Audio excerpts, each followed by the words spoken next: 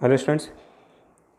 जो क्विज का second problem जो डिस्कस करना था मुझे, और वो है मतलब क्वेश्चन आपके सामने ही है, आप लोग ऑलरेडी देख चुके हो क्विज के फॉर्म में।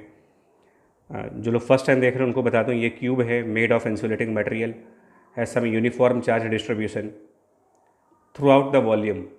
चार्ज का डिस्ट्रीब्यूशन पूरे वॉल्यूम के अंदर है, और इस कंडीशन में जो potential of the cube at the centre है वो वी नॉट है। So what is potential at the corner? Simple है क्वेश्चन, आई मीन लॉजिकली अगर चलोगे तो सिंपल है, बट वैसे थोड़ा सा डिफ़िकल्ट है। तो अगर हम यहाँ पर अपना ये ऐसा इमेजिन करें कि जो क्वेश्चन है उसके हिसाब से आपके पास एक क्यूबिकल बॉडी है ना, we have a cubical object, और उस क्यूबिकल ऑब्जेक्ट में जो वॉल्यूम जो चार्ज है वो इंटरनली पूरा भरा गया है। इंटरनली आपने चार्ज को फिल किया हुआ है इस तरीके से, एंड सपोज दैट जो चार्ज हमने फिल किया है वो कुछ कैपिटल क्यू है, यूनिफॉर्मली चार्ज है, और उस चार्ज कैपिटल क्यू की वजह से इसके सेंटर पॉइंट पर, जो इसका सेंटर पॉइंट है यहाँ पर at the centre point, potential की वैल्यू आपको दे रखी है equals to V naught. Potential is V naught. अब वो कह रहे हैं कि अगर सेंटर पे पोटेंशियल वी है तो किसी भी एक कॉर्नर पॉइंट पर पोटेंशियल की वैल्यू क्या होनी चाहिए, potential at the corner point. So अब इसको लॉजिकली देखते हैं ना, लॉजिकल तरीके से क्या चलोगे। अगर मैं और मान लेता हूँ कि ये जो क्यूब है इसकी डायमेंशंस ए हैं, डायमेंशंस ए है।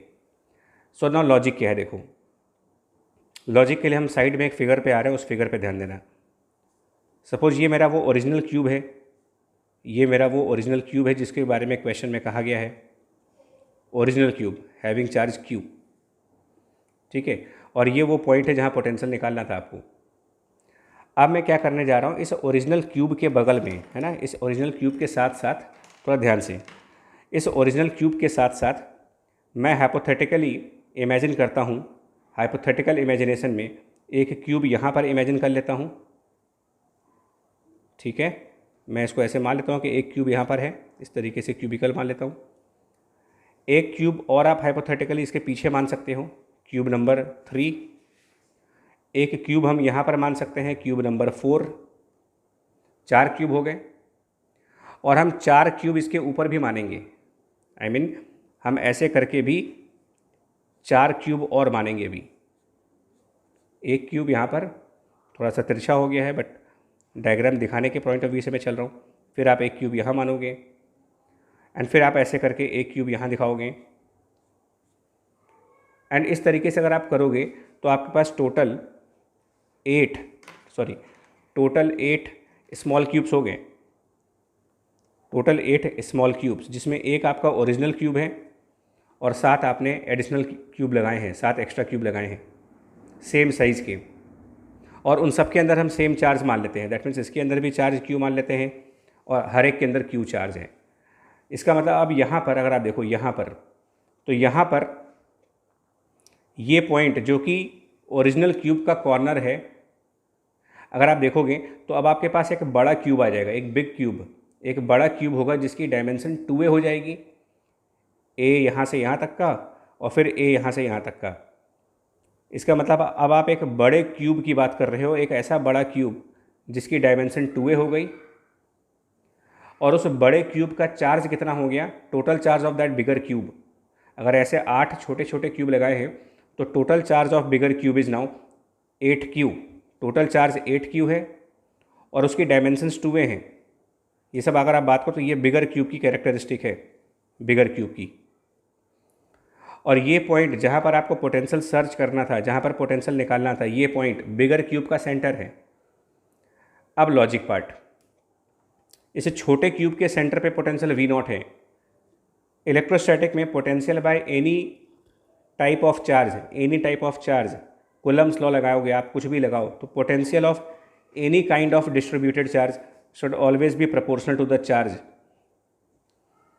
बिकॉज अगर आप ध्यान दो तो पोटेंशियल का जो रिजल्ट्स आते हैं वो KQ/R, पॉइंट चार्ज के लिए KQ/R, यानी कि पोटेंशियल हमेशा चार्ज के प्रपोर्शन में जाएगा, एंड पोटेंशियल हमेशा उस चार्ज बॉडी की जो डायमेंशंस हैं उसके इन्वर्स प्रपोर्शन में जाएगा।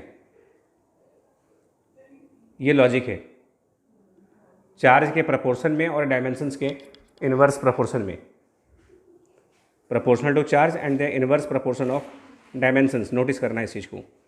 तो यहाँ डायमेंशन ए है, यहाँ पर डायमेंशन 2a है।